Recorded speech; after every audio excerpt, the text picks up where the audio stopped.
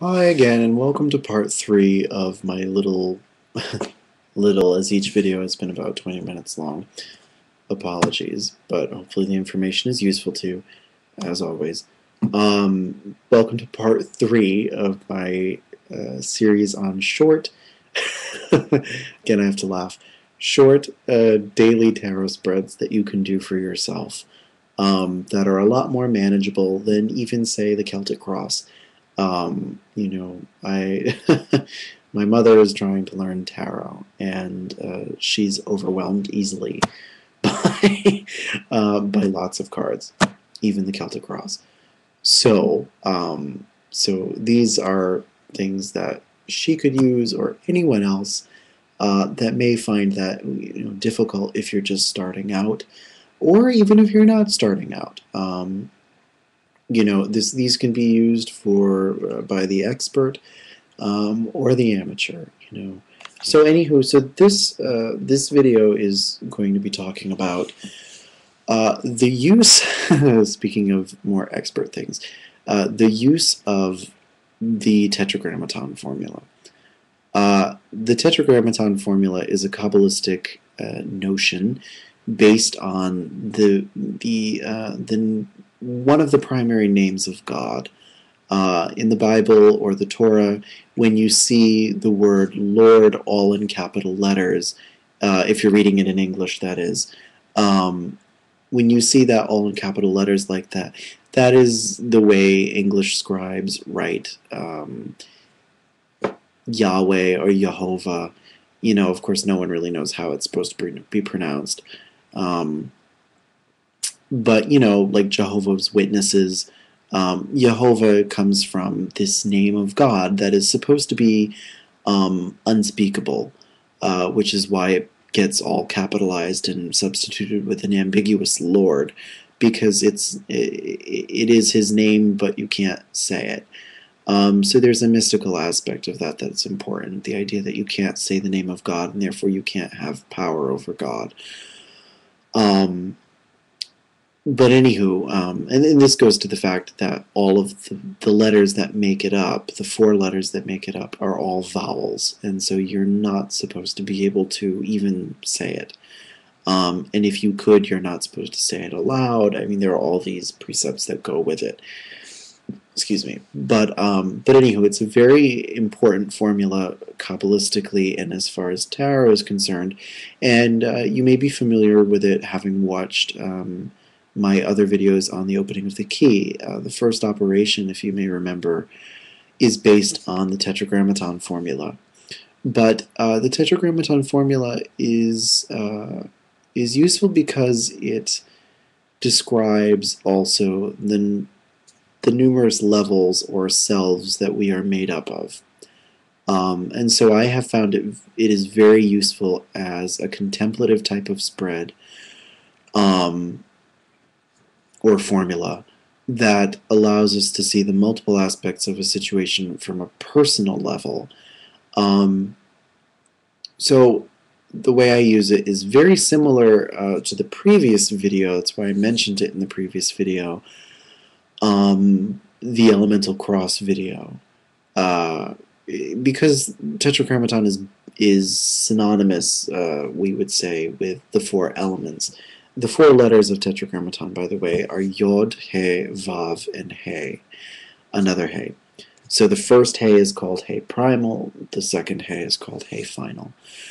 And each of those correspond to one of the elements. The Yod is considered the divine, the paternal aspect of God, the fiery creative will, so it's fire. The He primal is the great mother, the feminine aspect of God, and is associated with the element of water. It's the passive side of God. Then we have air, associated with the letter Vav, which is the sun. So, as in the child of the two previous forms of God, the Father and the Mother, combine and create the Son. Then, lastly, we have the He final, which is the daughter, and she is basically cut off from connection with her parents and her brother, who is also meant to be her spouse, and because of that cutoff is a result of the fall, we would say, the original sin of Adam and Eve. But anywho, she is associated with the element of earth. So, when we put all this together and we add a little Neoplatonic philosophy to it and all this, because that's what Kabbalah basically is, we can say that the Yod represents our masculine side, our archetypal masculine side, in addition to this part of us that is the very purely desirous for things, the creative aspect of us, in some ways the highest part of us. The mother represents our soul, whereas the father is that which motivates us and moves us. The soul is the vehicle in which that will takes place. It is the Marian response to Gabriel saying, "Et ancilla Domini," behold the handmaiden of the Lord. It's that sort of thing. It is also associated with the world soul, and I think it depends on how you're looking at her.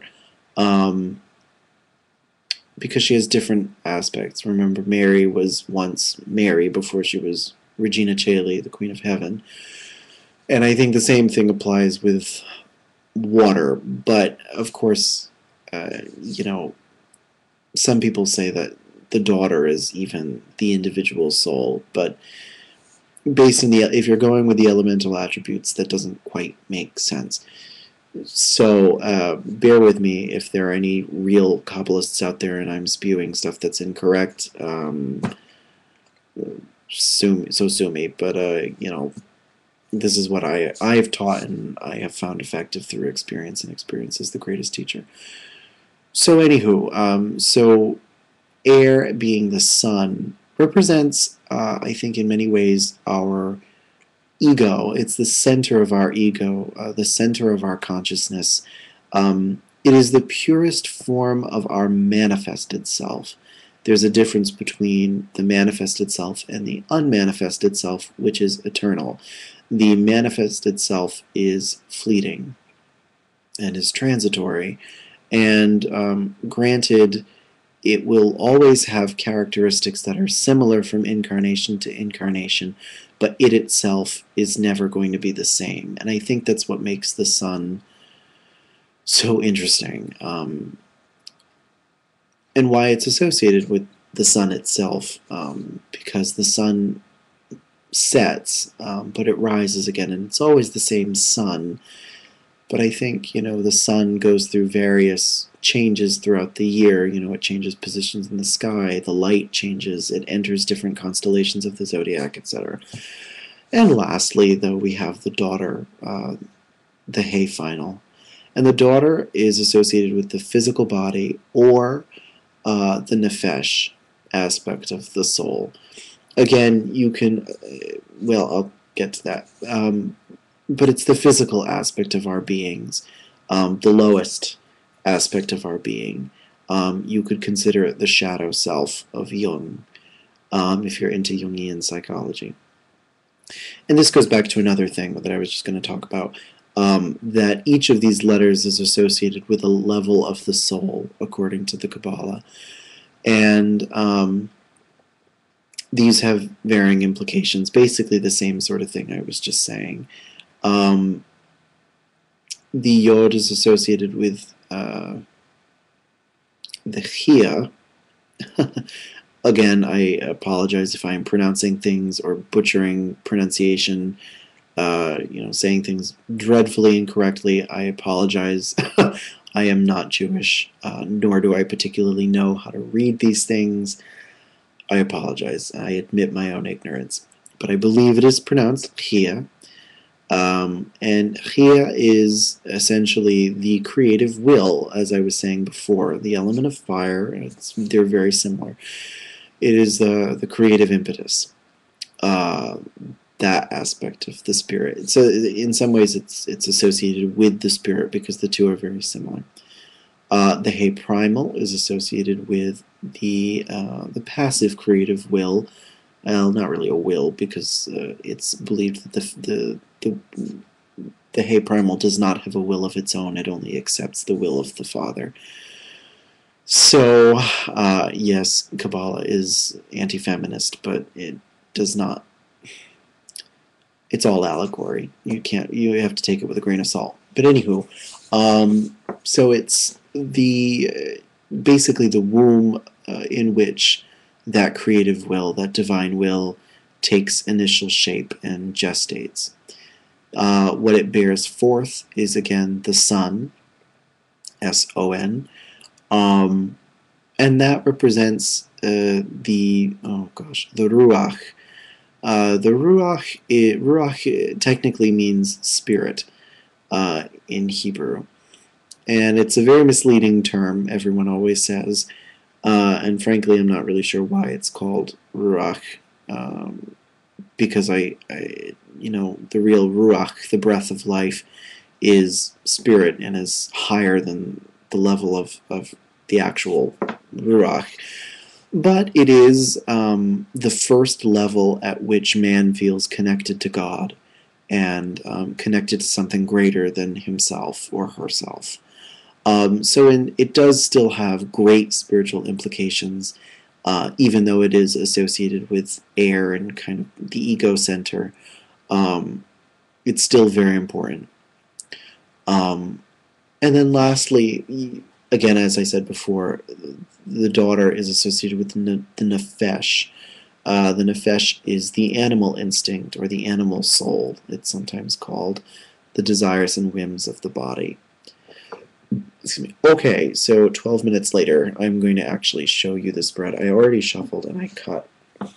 And what I'm going to do is lay them out in the order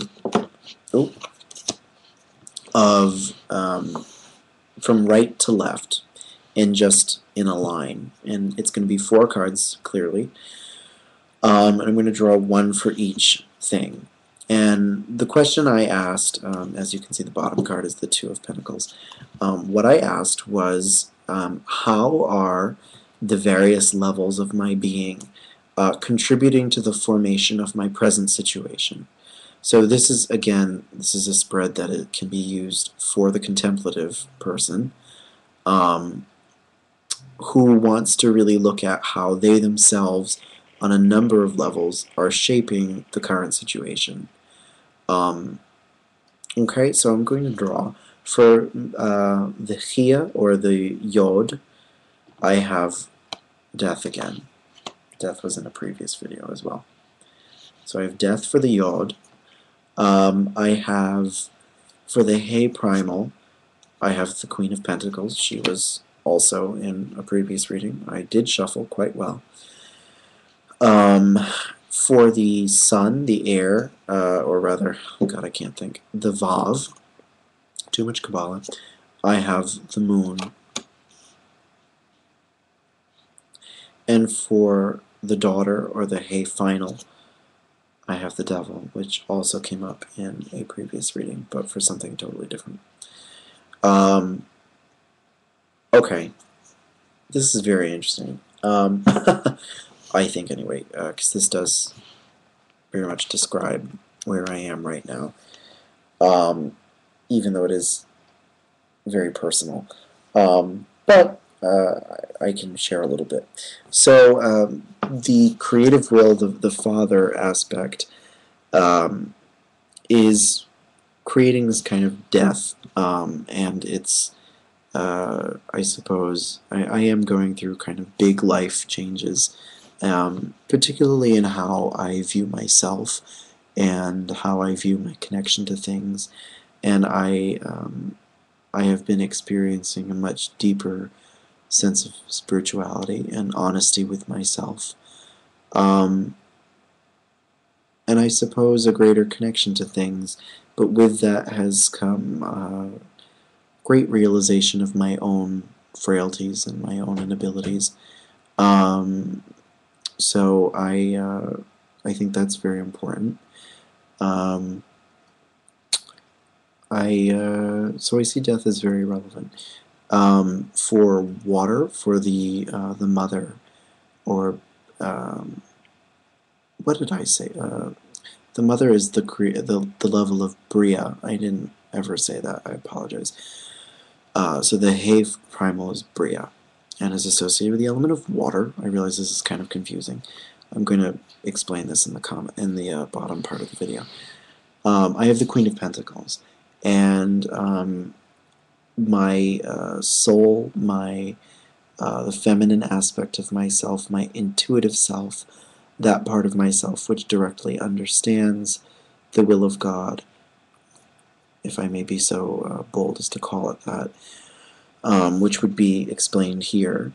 It understands that it interprets this as the Queen of Pentacles, my attachment to worldly things.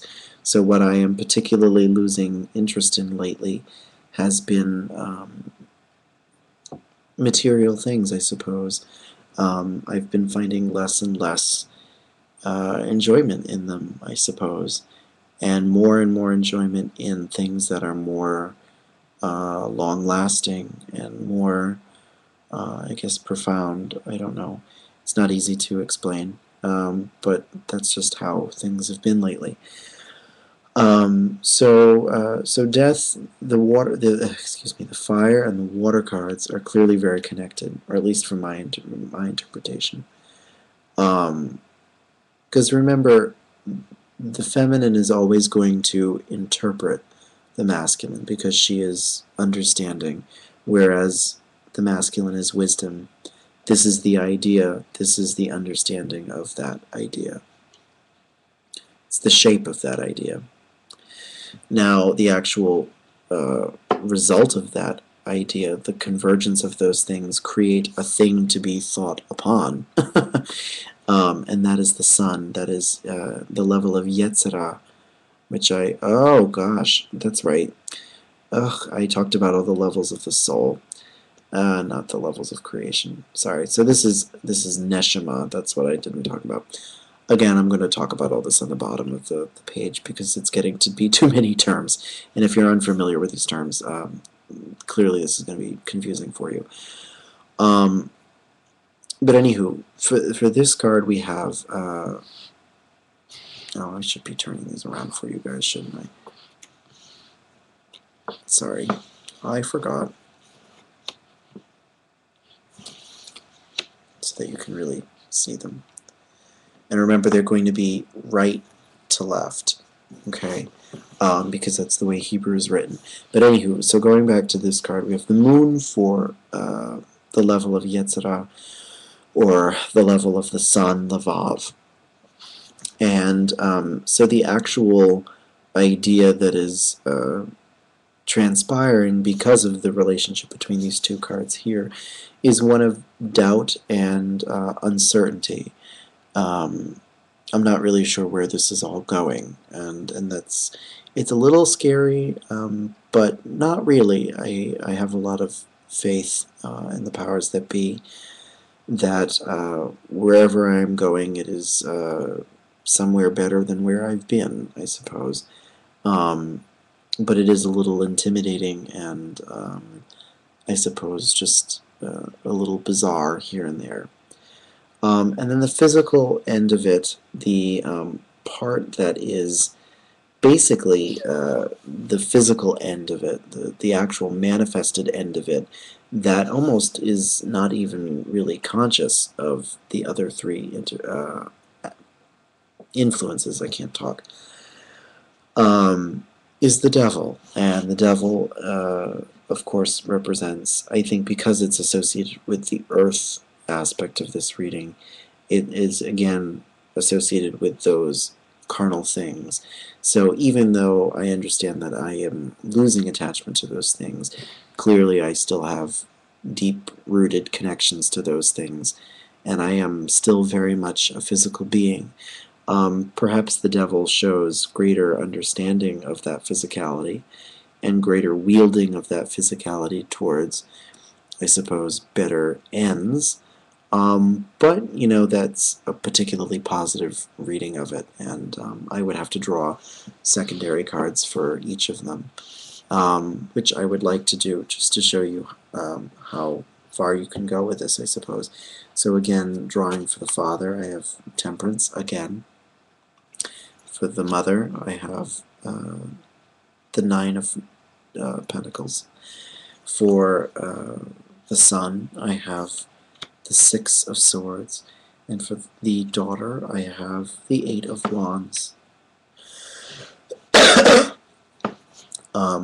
Okay, so now I see this again in a very similar way as previous readings. Death is the will to open up one's own experience to the experience of others, to break down the ego slowly and let go of old habits and unnecessary things in order to experience something better, something higher, greater than oneself. And temperance is the result of that. Excuse me. The growing relationship I feel myself having with my HGA. And temperance, of course, follows death numerically, which is interesting. The Queen of Pentacles, again, is my attachment to to worldly things, to nice things, to things of, I guess, quality. Anywho, so then the Sun, the Vav, does show that there is hope in this situation, even though it is kind of confusing. There is an aspect of it that is enlightening and truthful, and it's an experience worth learning from. Now the Devil, I think, the Eight of Wands is funny here because I always say that one of my greatest vices is that I have almost no patience for things. I'm someone who likes to rush things, and I don't like to wait for things, and I think that is a big hindrance to my further development, especially since things like death take a long time. So I do think that this, partially represents my need for immediate satisfaction in many things. Just in daily life, I like things done now. And I realize that that's not necessarily productive. So again, my previous reading for the Devil was pretty shamelessly positive. And here I see it, on a personal level, I see that as kind of more of a warning than it was before. Okay, so again, you can even do a third row. If you really felt so inclined, you could do a fourth row. And again, you're always, when you're doing that, you're always interpreting them as one single idea. And the developing cards are simply layers and layers of meaning. Okay, so I believe I am done for this evening. I'm feeling myself getting very tired, and as you can tell, I'm getting less and less coherent. So again, I'm going to post on the bottom of this video the information that I was talking about, all the terms, so that you know what I'm talking about as I ramble through this video. But I hope that it was relatively clear. If there's anything confusing, please leave a comment and I'll try to explain it to you as best I can and as succinctly as I can. Clearly I'm not good at the succinct bit. But again, I hope you found it interesting, helpful, and I don't know, if I come up with any other short daily spreads or contemplative-ended spreads that I use, I will be happy to share this with you. Okay? Till next time, thank you for checking in. Bye.